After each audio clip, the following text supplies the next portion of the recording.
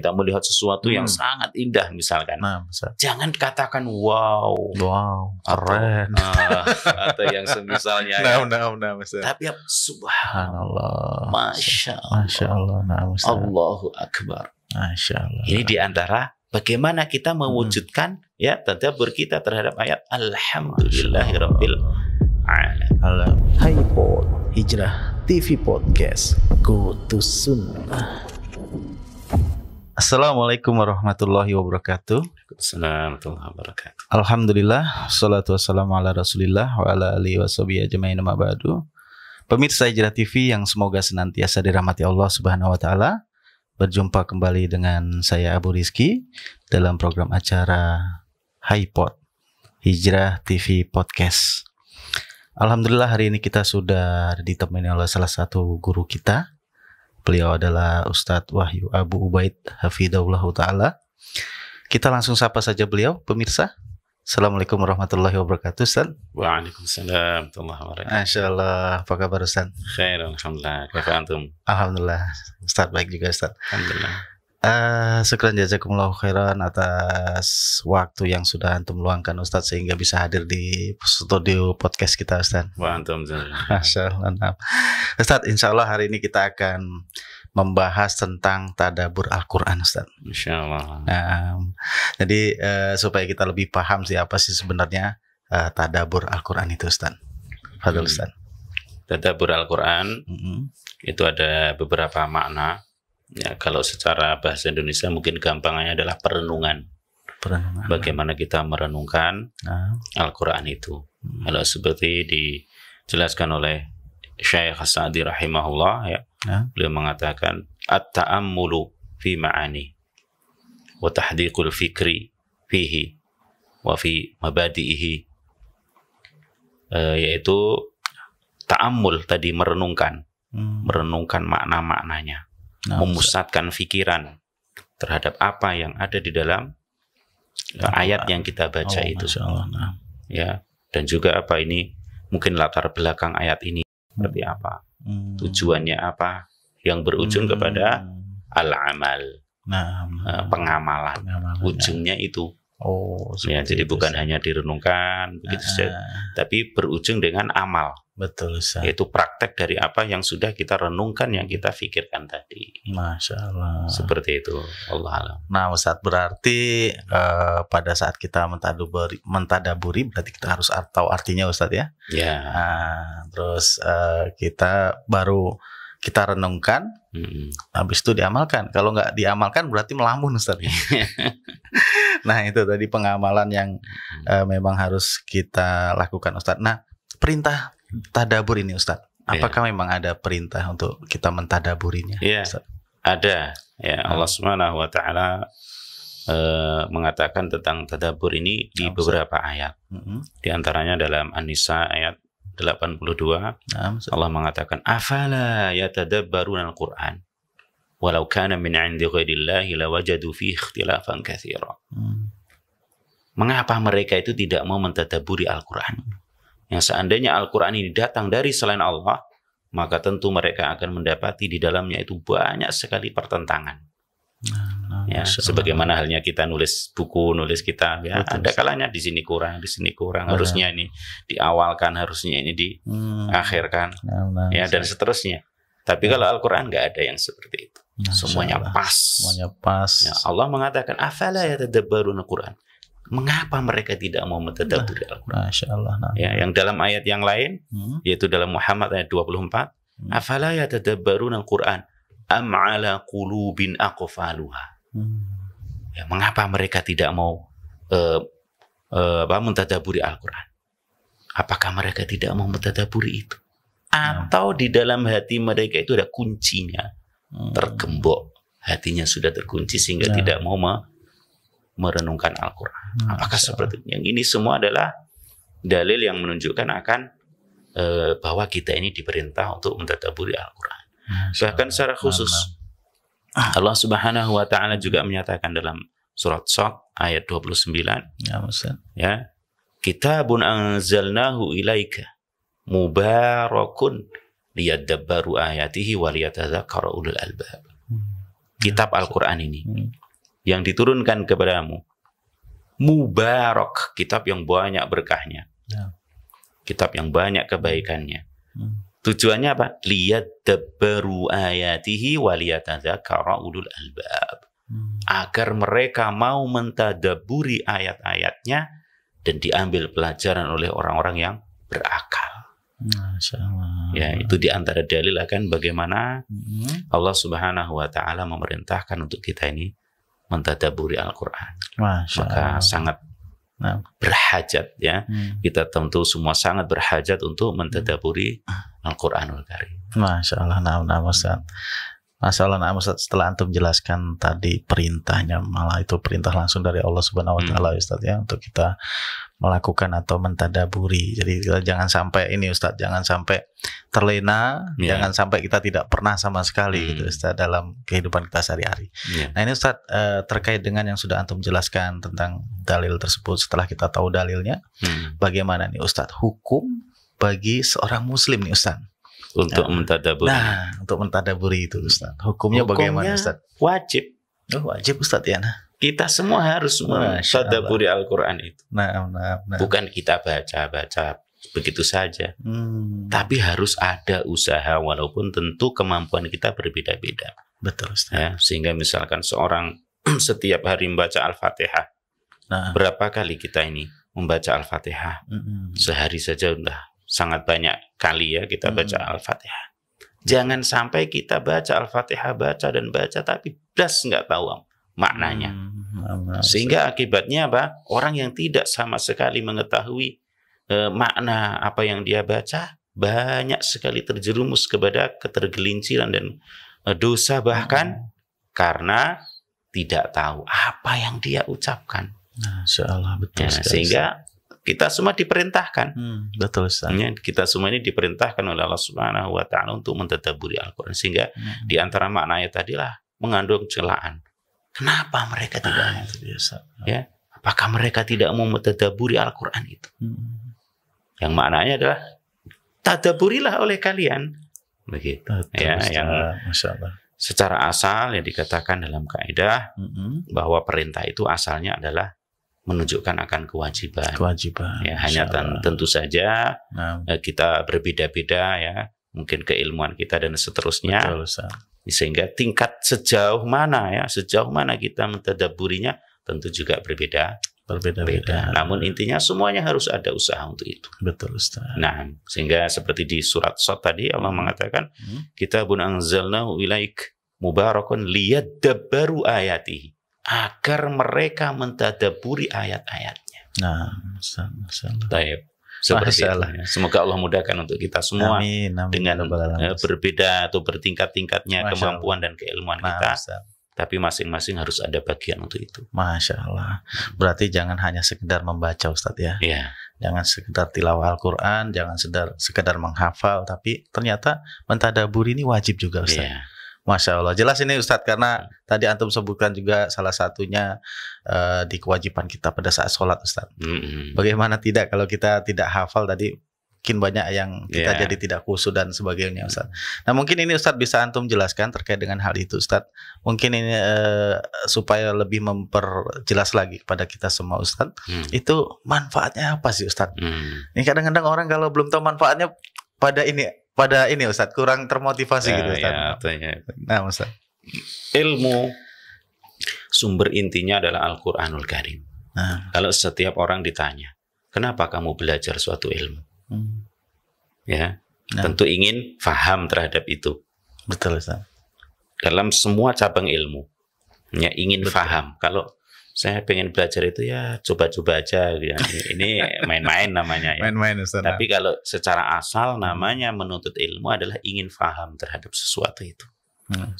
Kemudian setelah faham, tentu apa? Diambil actionnya, prakteknya, kan begitu, agar bermanfaat.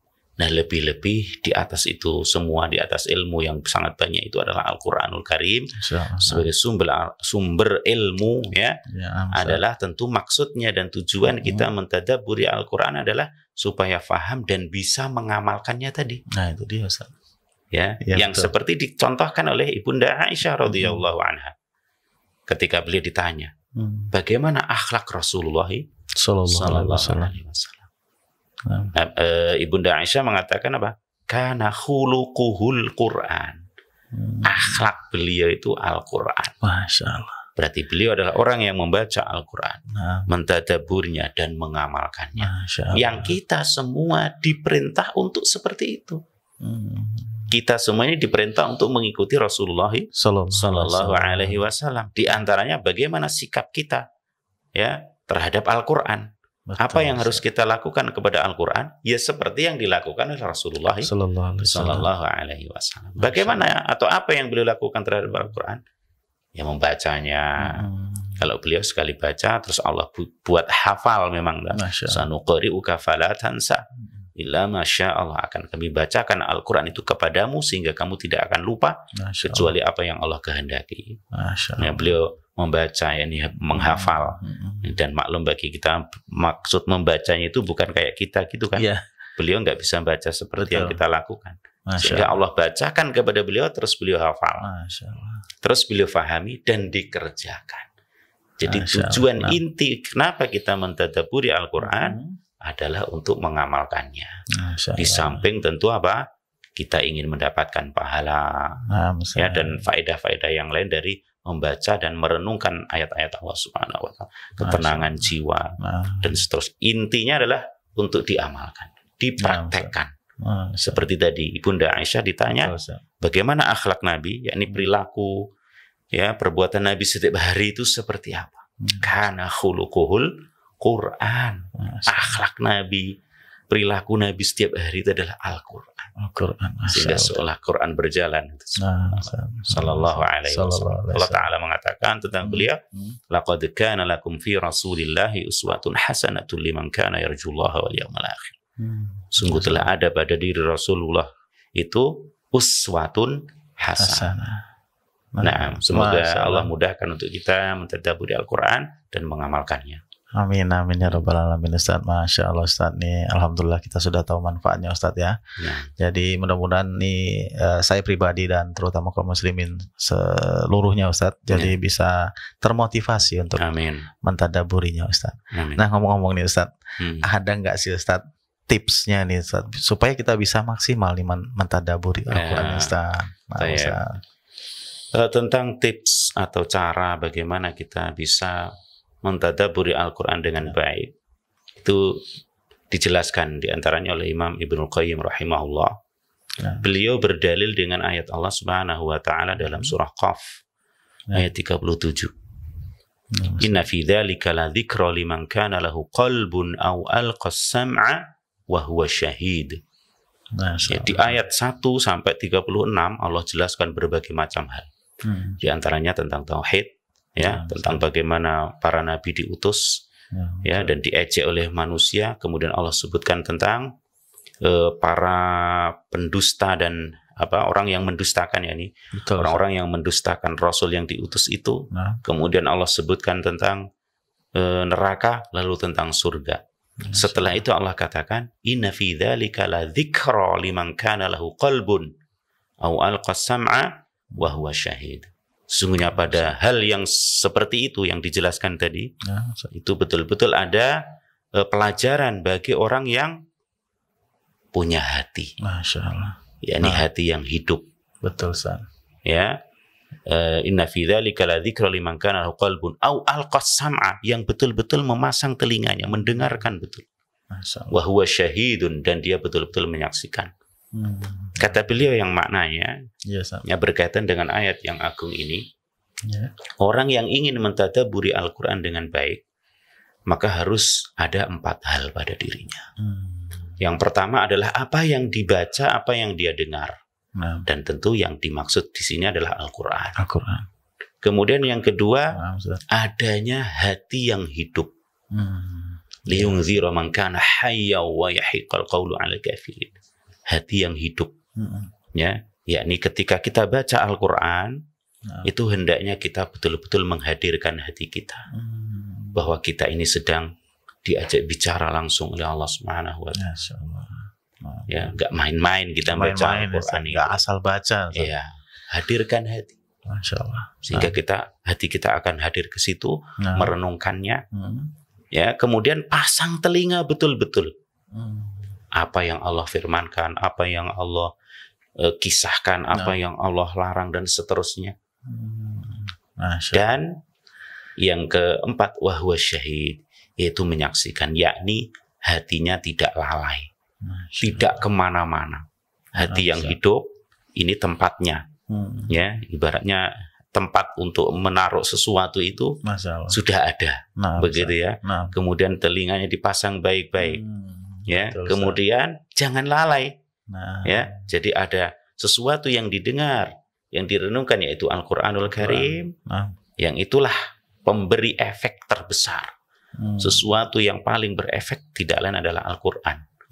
Sebenarnya, ya, walaupun kenyataannya banyak orang yang tidak terpengaruh dengan Al-Quran.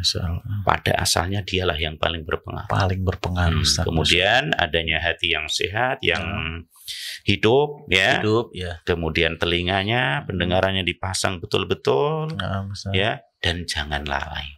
Ketika 4 hal ini ada pada diri seseorang, ya, maka kita akan bisa melalui, ya, tadabbur Al-Quran dengan sebaik-baik. Masya Allah. Wallahu a'lam. Masya Allah Ustaz, tips yang harus kita semua coba ini sama pemirsa di rumah dan seluruh kaum muslimin. Mudah-mudahan kita bisa selain mendengarkan dengan telinga tadi Ustaz, menghadirkan hati. Jangan lalai. Jangan lalai itu, Masya Allah, luar biasa Ustaz. Nah Ustaz nih, setelah antum kasih tip, mungkin antum bisa kasih sekalian contohnya Ustaz. Sekalian kasih contoh dalam kehidupan kita sehari-hari dalam prakteknya itu Ustaz. Ustaz. Di antara praktek bagaimana kita mentadabburi Al-Quran adalah misalnya kita baca ayat Allah Subhanahu wa Ta'ala. Alhamdulillahi Rabbil Alamin. Misalkan, ya, segala puji bagi Allah, Rabb semesta alam. Segala puji bagi Allah, alias yang betul-betul berhak secara hakiki mendapat pujian hanya Allah Subhanahu wa Ta'ala. Sehingga apa? Kalau toh kita memuji sesuatu, jangan lupa puji yang menciptakannya. Seperti itu Ustaz. Ya, kita melihat sesuatu yang sangat indah misalkan. Jangan katakan wow, keren, atau yang semisalnya. Tapi subhanallah, masya Allah, Allahu Akbar. Masya Allah. Ini diantara bagaimana kita mewujudkan, ya, tadabbur kita terhadap ayat Alhamdulillahirabbil alamin. Puji. Sesuatu itu memang indah, ya. Tapi apa? Sandarkan keindahan itu kepada Allah yang menciptakan. Mungkin itu lukisan. Yang lukis ini siapa yang menciptakan? Yang menciptakan pelukis ini siapa? Misalkan ada pemandangan yang sangat indah begitu. Iya, Ustaz. Yang menciptakan pelukis Allah Rabbul Alamin. Allah ciptakan dia, terus Allah takdirkan bisa menulis atau apa, menggambar yang luar biasa. Terkadang ini Ustadz Afwan, terkadang tuh kalau kita lihat lukisan pemandangan, atau kita melihat langsung pemandangannya, kok mirip lukisan, padahal sebenarnya lukisan itu yang mirip pemandangan aslinya itu. Kadang-kadang kita lupa saking bagusnya, saking indahnya dan bagusnya, luar biasa. Nah, jangan lupa, kok orang bisa bikin seperti itu? Masya Allah. Bukan karena kecerdasan semata. Betul. Itu karena Allah yang menciptakan orang itu sehingga Masya Allah, pintar atau hebat lah mungkin istilahnya. Betul, seperti itu. Sehingga apa? Puji Allah Subhanahu wa Ta'ala. Sehingga dikatakan bahwa Alhamdulillah. Alhamdulillah as-sana. Ya, pujian alal jamil ikhtiyari. Ya, pujian atas suatu kebaikan yang ikhtiari, yang berdasarkan dengan ikhtiar, adanya pilihan dari Allah Subhanahu wa Ta'ala. Alias semua yang Allah perjalankan itu berhak untuk dipuji. Makanya kalau kita mendapat sesuatu yang sesuai dengan keinginan kita, kita ucapkan Alhamdulillahilladzi bi ni'matihi tatimmus shalihat. Kalau kita mendapati sesuatu enggak cocok dengan yang kita inginkan, tetap Alhamdulillahi ala kulli hal. Tetap puji Allah Subhanahu wa Ta'ala. Alhamdulillah Ustaz. Atau mungkin kita melihat lautan dan alam semesta inilah yang itu juga ayat-ayat kauniyah namanya ya. Yang itu sudah Allah sebutkan dalam banyak ayat. Misalkan Allah mengatakan inna fi khalqis samawati wal ardi wa ikhtilafil laili wan nahari la ayatin li ulil albab.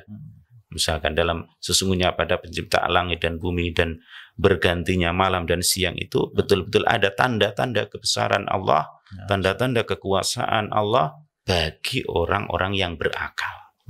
Siapa orang-orang yang berakal? Alladzina yadhkuruna Allah qiyaman wa qu'udan wa 'ala junubihim yatafakkaruna fi khalqis samawati wal ard, dan seterusnya di akhir surah Ali Imran itu. Nah, yaitu yang senantiasa berzikir kepada Allah. Itu orang-orang yang berakal. Di antaranya tadi melihat alam semesta, melihat gunung, melihat pemandangan ini dan itu, lautan yang Masya Allah. Atau mungkin kita pernah ke laut yang airnya sangat bening, kita lihat ikan-ikan. Masya Allah. Merenungkan. Wa yatafakkaruna fi khalqis samawati. Merenungkan. Ya. Dan juga di antara yang sangat penting ya berkaitan dengan tadabbur ayat ini adalah bagaimana kita mentadaburi ayat-ayat Allah Subhanahu wa taala yang secara khusus berkaitan dengan nama-nama dan sifat-sifatnya. Misalkan kita bahas Ar-Rahman, Ar-Rahim. Ya. Allah itu Maha Rahmat, yakni yang memiliki rahmat yang sangat banyak. Ya. Direnungkan. Dan ternyata apa dalam kehidupan sehari-hari luar biasa praktek kenyataan dari ayat Ar-Rahman, Ar-Rahim.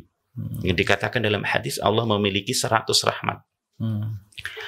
Yang satu Allah turunkan di dunia ini untuk semua makhluknya sejak diciptakan langit dan bumi sampai nanti yaumul qiyamah. Cuman satu Ustaz ya. Sehingga dengan itu kalian saling berkasih sayang. Lalu Nabi kasih contoh. Sampai-sampai seekor binatang buas pun dia akan angkat kakinya supaya tidak menginjak anaknya. Sebagai bentuk apa? Kasih sayang kepada anaknya. Padahal binatang buas. Masya Allah. Dan seterusnya. Dan nyata. Nyata. Ada kalanya kita yang mungkin seseorang yang disebutkan dalam hadis misalkan pendosa, seorang pendosa pelacur. Misalkan ya. Betul, Ustaz. Tapi melihat anjing kehausan. Terus muncul kasih sayang. Ini wujud dari rahmat Allah Subhanahu wa taala yang Allah letakkan pada diri orang pelaku maksiat itu. Yang ternyata dengan sebab itu Allah turunkan ampunannya. Tapi jangan salah paham bahwa kemudian wah saya penjudi, saya ini nggak apa-apa, yang penting saya suka rajin ngasih minum anjing gitu. Ini keliru paham ya. Betul, gagal paham. Maksudnya apa? Dengan sebab itu terus dia tobat, berhenti, bukan itu turunnya rahmat, itu tanda dia diampuni ya. Tanda dia diampuni oleh Allah Subhanahu wa taala. Tapi terus menerus dalam dosa sambil setiap hari ngasih kucing, ngasih anjing, ini keliru, gagal paham. Gagal paham Ustaz. Mungkin itu Mas. Masya Allah Ustaz. Alhamdulillah nih penjelasan dari antum sampai dengan contoh-contohnya Ustaz. Terkadang kita nggak sadar Ustaz. Bicara alhamdulillah itu sekedar terucap saja. Padahal di situ ada nilai tadaburnya, Masya Allah. Insya Allah dengan kita lebih paham apa makna tadabur dan dalam kegiatan kita sehari-hari seperti yang sudah antum jelaskan, sehingga memudahkan kita untuk bisa mengamalkan tadabur itu sendiri Ustaz. Amin. Masya Allah Ustaz. Syukran jazakumullah khairan atas ilmu yang sudah disampaikan Ustaz. Insya Allah lain kali kita nanti ngobrol-ngobrol lagi Ustaz. Insya Allah Ustaz. Baiklah pemirsa Hijrah TV yang semoga dirahmati Allah Subhanahu wa taala dimanapun Anda berada. Akhirnya sampai juga di penghujung acara. Insya Allah nanti kita akan bertemu lagi di lain kesempatan dengan materi dan pembahasan yang berbeda. Kita tutup dengan doa kafaratul majelis. Subhanakallahumma wa bihamdika asyhadu an la ilaha illa anta astaghfiruka wa atubu ilaik. Assalamualaikum warahmatullahi wabarakatuh. Assalam. Hai Pod Hijrah TV Podcast. Go to Sunnah.